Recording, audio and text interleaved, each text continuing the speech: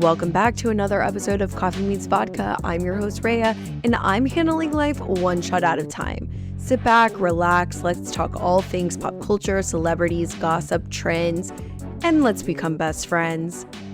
What? I'm just saying what everyone else is thinking. What's up, guys? I am here for an emergency episode.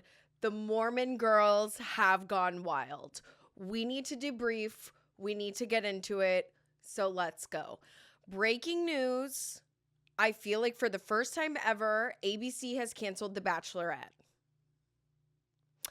The whole season. That's what I'm hearing. I mean, multiple sources. People, E! News, Us Weekly, Us Weekly, Variety. All of the papers are reporting it. There was a video that came out two days ago, yesterday, that I'm assuming Dakota leaked to TMZ for some change of Dakota and Taylor Frankie Paul's DV incident that was filmed in 2023. Dakota is filming, so he has evidence to look like a victim. I think they match each other's freaks in the worst way possible. This is Steven and Lucy from Tell Me Lies IRL. Taylor Frankie Paul and Dakota are this generation's Ron and Sammy of Jersey Shore, okay? The most toxic couple that you have ever seen on your television screen. The one thing about Sammy Sweetheart, though, is she didn't stay long, she didn't get married, she didn't have a kid, and she got the fuck out. And she never talked to Ron again. Like, he, over the past 10, 15 years, has tried to reach out to her at all of their Jersey Shore events or, like, seeing her in passing, and she wants nothing to do with him, rightfully so. I feel vindicated for thinking that this season of having Taylor Frankie Paul as a Bachelorette was going to be a flop. I can't believe that they waited till the last minute, 3 days before it was supposed to premiere on Sunday. My watch party, mind you, this ruined the world tour. We're still going to have a watch party. We're just going to be watching something else this Sunday. I'm thinking we're going to go back to Taylor Frankie Paul's roots and how it got started. Maybe season 1, episode 1 of Secret Lives of Mormon Wives. Maybe we'll start with the 4th season. I don't know. If it's a small enough group, maybe we can vote then. We can watch Summer House. It's still in the works, but the watch party is still on, and everybody should still come and hang out and have a gay old time and drink some cockies. Like, who doesn't want to do that on Sunday evening? I know you guys have work in the morning. We won't stay out too late, but it's like fun to get together, you know, in the name of community. So let's still do it. I feel really vindicated for never really being, one, a fan of her in general. I don't see how she's this, quote, leader of mom talk. She's barely on the show, and when she is, it's only about Dakota. Her confessionals don't really hit. Like, she's always complaining. People who are funny in confessionals, Jesse is giving us, like, you know, context. Macy's reading people for filth. Whitney is bringing, like, the aloof theatrics. You know, like, I just am not seeing how, like, she is the leader. If anything, it should be Jesse, I feel, the leader, or Miranda. But I think Miranda is still, like, too quiet. She's a bad bitch, let me tell you. I love me some Miranda, but I really think Jessie is the one that gets the most screen time. She's the one that has an entrepreneurial business. She knows how to do marketing. She had an emotional affair with Marciano from Vanderpump Villa, and what a crossover that was. You know, I just feel like, okay, the swinging scandal. It's like, that was so, like, 5 years ago. You know what I mean? Like, let's get over it. And dude, something is up in the water at that Utah. Like, in Utah, something is amiss, because the way they are so obsessed with, like, swinging and being kinky, and, like, it's that, like, good girls gone bad narrative. And I just feel like when you repress your sexuality in the name of religion, like, this is the outcome you get. You get, like, crazy toxicity. And also, they're not even going to real therapists. They're doing ketamine to, like, numb the pain. Like, Zach and Jen did ketamine last year and was like, oh, magically our relationship is healed.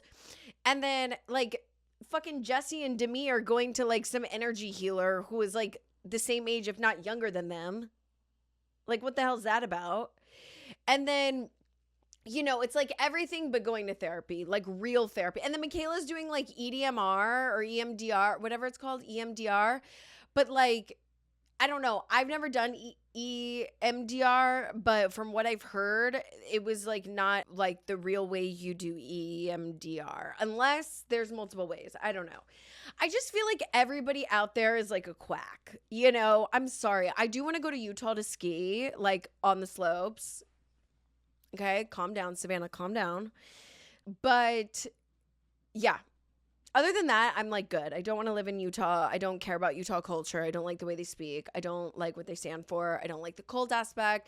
And this is why I feel like it's really important to have an actual relationship with God than, you know, and then to follow like a false prophet. Hello. Story for a different time. I'm not coming here to preach. So let's recap. God, last week or the week before, I think it was last week, season 4 of Secret Lives of Mormon Wives dropped, which they are just cranking these babies out. They are cranking out the seasons, and I have to say, thank you. So much so that they didn't even film season 3 reunion. That was like episode 3 or 4 of season 4, which we got a little glimpse of that, which by the way, I have to say, hard watch. I didn't even finish season 3. You know, it's like, do I love my girls? I like Jesse. I like them potentially individually, but I do feel like all of them have a mental capacity and maturity of a 12-year-old. And so much so when the boys, I'll get into this, but let me go forward, then go backwards. When the boys got back from Vanderpump Villa, they were like sitting around. It was like Jesse, Macy, Michaela, and like somebody else and their respective husbands, and like the boys, dad talk, trying to make dad talk happen. And they were like divulging, they were like, okay, like what happened at Vanderpump Villa? Like what, like this is giving a debriefing after a frat party of like who hooked up with who, let alone you guys are married, let alone parents. I don't know. It's crazy to me. I can't wrap my head around it. Like the maturity, the self-esteem, the lack of knowing yourself. It's just a toxic culture in general. So do I like them? Yeah. No, I like them more than like most people. Like absolutely would hoot and holler with them. If this was my friend group, rebuke. I don't want anything. I do not want, who needs enemies when you have friends like these? I do not want to be a part of any girl group that is like that. I understand like working together, but like you're supposed to be friends and you all started out as friends and being catty, and it's like terrifying. It's a terrifying space. So I got to like episode 4-ish, like 3.5. Okay. And I don't know if I can really finish a season. I'm telling you, it's a hard watch, but the first 3 episodes were really giving. I did a review on TikTok and Instagram. Go back and watch that. But these are my thoughts. I think it's fucking weird that out the gate, Jordan is like, first of all, self-proclaimed that he is the leader of Dad Talk with, again, new set of hair. Every season, all of these people have new hair. Jordan's hair plugs, out of control. The dye, it kind of looks like Christmas with the Cranks when like Tim Allen gets a spray tan and like Botox, like that's what it looks like. And then it also looks like in Santa Claus 3 when, oh my God, another Tim Allen reference, when, you know, they do the rubber Santa. Like that's what it looks. And I'll stop there. So I don't know who like died and made him king of Dad Talk, but I think it's really fucking weird. Again, can I also just say, riding on the coattails of women, riding on the coattails of your wives. All of season 1, none of you guys were on board with the show, with the mom talk, with the TikTok, with the cringe dancing. And now all of a sudden, when it's making money and it's in the headlines and, you know, Secret Affair this and Dancing with the Stars that, you guys want to get in on the fucking ride. Off the sweat and tears and blood off the backs of your wives' backs. That was not the correct idiom, but you know what I'm saying. again, a men's mentality, consciously, subconsciously, will always be like, if a woman can do it, I can do it better. And it's so toxic. It's so toxic. The men are such a fucking hard watch. You know, I went viral on Threads. Shout out Threads. Love you. The other day because I said, I just don't think that we hate Jacob yet because he doesn't speak. And everybody says that he does find his voice this year or this season. And I mean, I've yet to see him really talk. I don't know if I'm going to finish the season. But all of them just have really horrible takes. Now, the dads that I do love that aren't really in dad talk are the McWhorter brothers, Chase and Mason. I'm sorry. I do love a toxic bitch. Now, finding out that Chase is a Pisces and his birthday was the other day, I think he might go down in my book. I'm sorry, love ya. Pisces men are crazy as fuck. They're toxic. And I mean, I could go into, you know, I say a lot about Pisces on this channel, okay? Like, I love astrology. I could read you for filth. Mason is a Libra, which is a little more compatible with moi. But, okay, I just think, like, the reason why I think Macy and Chase butt heads a lot is because Mason, that's their like couple's name. Macy, Chase, and me, I'm throwing myself in the ring, all have red auras.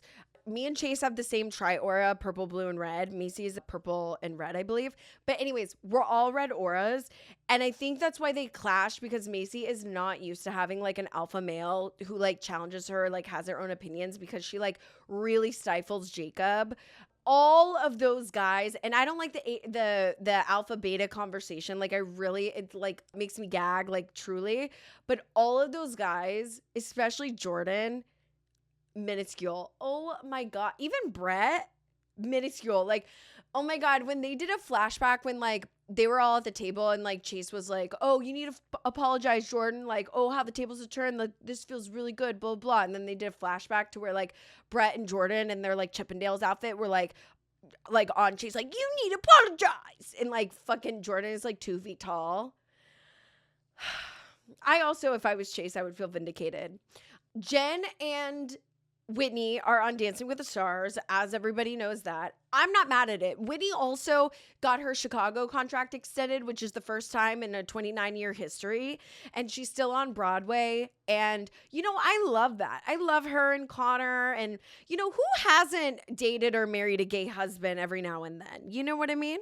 To each their own, and they seem like one of the strongest, most supporting couples. And I think they really had a clear vision. They had a heart to heart. And I know Whitney was like, look, we're going to do the show. You're going to be honest. We're going to get through our shit and we're going to use it. And then we're going to propel it into the next phase of our life. How can I hate a bitch who is smart like that? I like Whitney. I always have liked Whitney. I also will say it is, I mean, in the beginning, I don't know if it was so much a compliment because I didn't, you know the girls that much. I'm still getting to know them.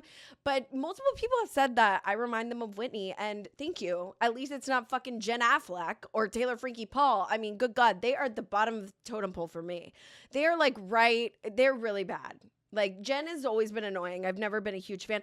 And I have to say, I feel like this might bite me in the ass, but I feel a little bad for Zach. I know he was bad season 1. And like, but I do think they also match each other's freaks. Like, I think they both spin the truth, but Jen seems really manipulative in my opinion. I don't know. She kind of scares me. She's like too wackadoodle for me, like more than Taylor Frankie Paul, to where I'm not even interested in Jen, and I would be more interested in Taylor Frankie Paul, and I'm not even interested in her. Does that make sense?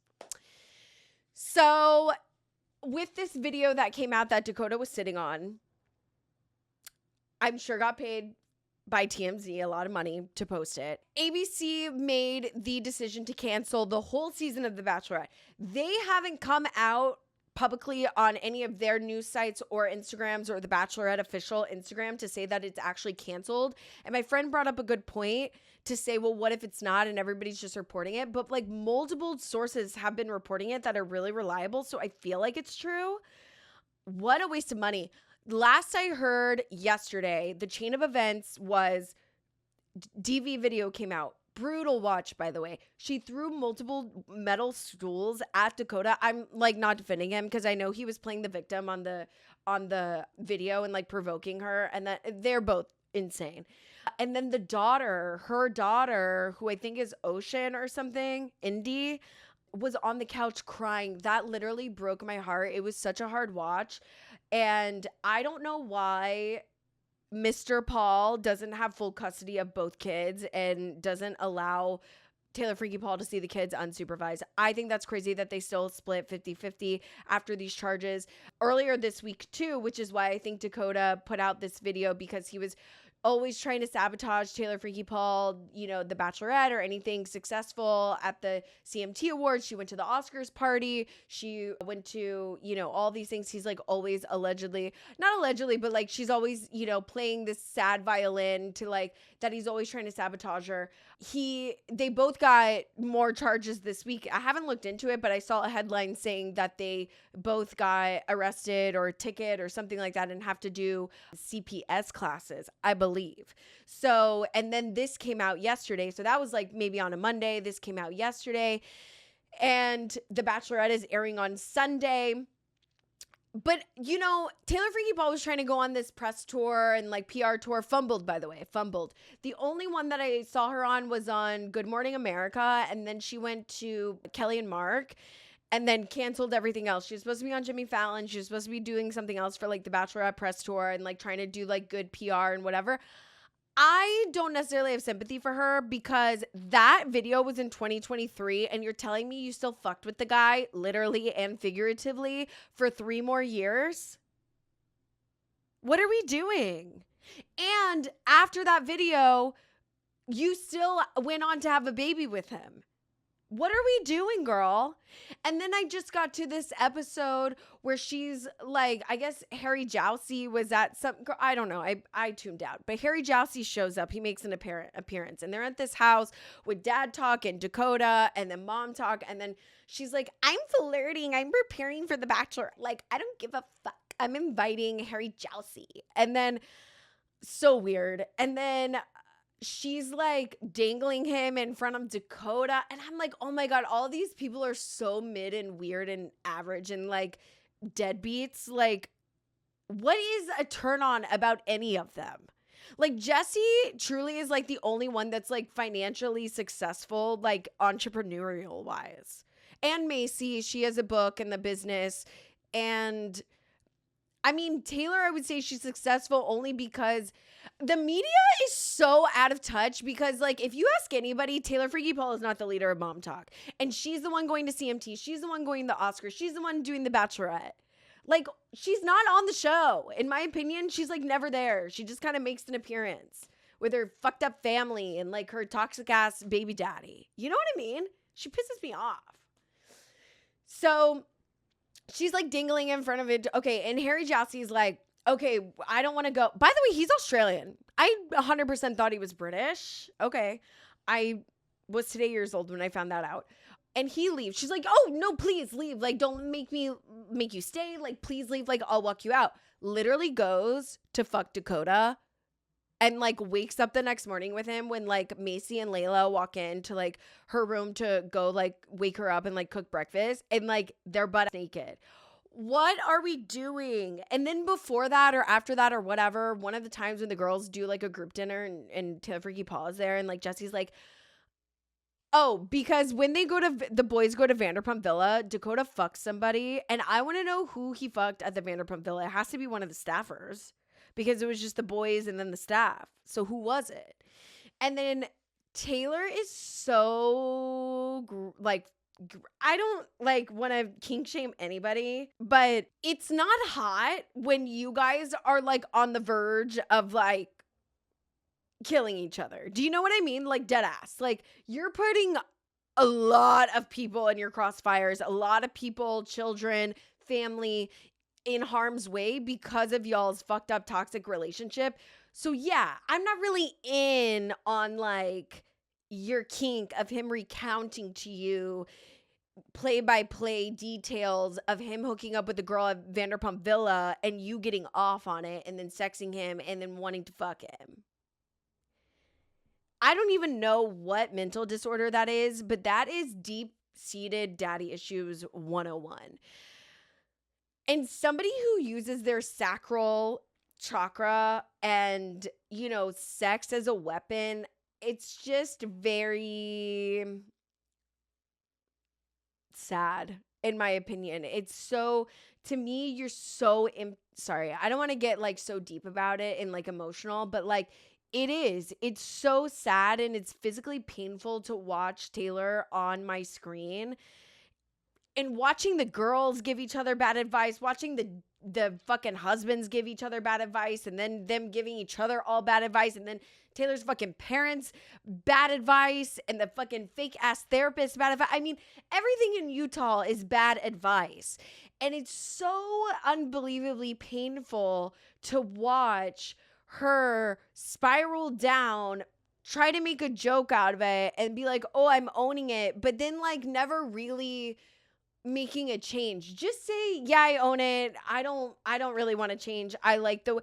Why can't we just be like, yeah, I'm toxic? Like, why can't Whitney just be like, yeah, I'm dating again? Sorry, I'm sorry, Whitney. I'm not like coming for you. I'm just like an example. Why can't we just like be like, yeah, so what? I'm in an open relationship and I like that for me. Like, why can't we be like, oh, like, so what? My, like, for instance, Lottie on Ladies of London, her husband's a little flamboyant and like gets gay rumors a lot. Maybe, maybe not. Who knows? Don't care. It doesn't bother me. If it works for you in your relationship, if you love it, I like it. Or vice versa. If you like it, I love it. I want to support it because the older I get, by the minute, by the millisecond, the less I know about relationships. I know nothing. And who am I to judge? So, and I'm not, but I am judging the toxicity because that's horrible to be promoting on TV. That's horrible to be still friends with and be surrounded by all of that negative fucking energy. I don't know how the girls do it. And I just wish she would be like, I'm not ready to let Dakota go. Like, we're just toxic in our little bubble and I'm going to figure it out or I won't. Like, I wish it was that than doing this, like, well, I'm owning it. I'm listening and learning. It's like an addict. You know what I mean? A love addict. Like, seriously. And it is sad. And, I know that he used to use hard drugs and allegedly is sober. I can tell by the eyes and the redness and the bags under his eyes. I don't know if that has been the case all 4 seasons. I don't know. I haven't heard, Taylor's allegedly sober. I haven't heard that she is even drinking or does drugs, but somebody needs to look into that because if you're sober, that's more frightening to me. You know what I mean? Like my mom does crazy shit without doing drugs and alcohol, and it is way more sinister to me because you don't have an excuse as to why you're acting like that. There is something seriously wrong with your brain and your mental illness that you need help for. And it's okay to get help and to be on medication and, go to therapy and group therapy and maybe give Paul, whatever his fucking first name is, the dad of the 2 kids, maybe full custody. And then I think Ever needs to go somewhere else. He needs to go to not Taylor Fahey, Paul's parents. Maybe her sister. I have no idea. And then it's just crazy too. Like, how are you guys not on birth control? Or you're not even using condoms? I don't know. It's like, and what's the STD situation? Like, I don't know. It's like just so many questions. It's so many questions. So after this video came out, she goes on the press tour, fumbles that. It gets worse by the fucking minute, like as the day goes on yesterday. ABC, towards the afternoon, allegedly I was hearing rumors and reading articles. I mean, I was glued. I look like shit today. I didn't sleep last night. I didn't fucking get anything done yesterday. So I was glued to my phone all day yesterday and it was getting worse by the minute. And ABC, from what I heard, rumblings and from what I've read, was trying to find a loophole to where they could get out of Taylor Frankie Paul being the Bachelorette and like try to sue her. It was a $8 to $10 million season that they lost out on due to cancellation. I guess they found their clause because a couple of hours later, I saw that they had canceled the season. Again, I guess nothing officially from the Bachelor franchise, but I feel like all of the other reports that are like really reporting are legit. First time in Bachelor history. I would be fucking livid if I was a contestant trying to get my 15 minutes of fame and they scrapped my season. I quit my job. I set up my socials. I did my brand deals. I'm pitching before the season. I'm posting. I'm doing this.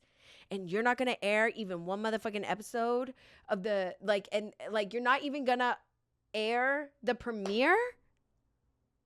Oh, hell no. I would also be looking to sue. And also looking for love. Like, two things can be true. I can be wanting to make a future for myself and also look for love. And I would love to do that together as a couple. You know what I mean? As a power couple. So I don't know what's going to happen. I haven't seen much today on it. You know, everybody's been pretty quiet. But as of now, The Bachelorette Season 22 is canceled. It is a wild, unprecedented time that we are living in.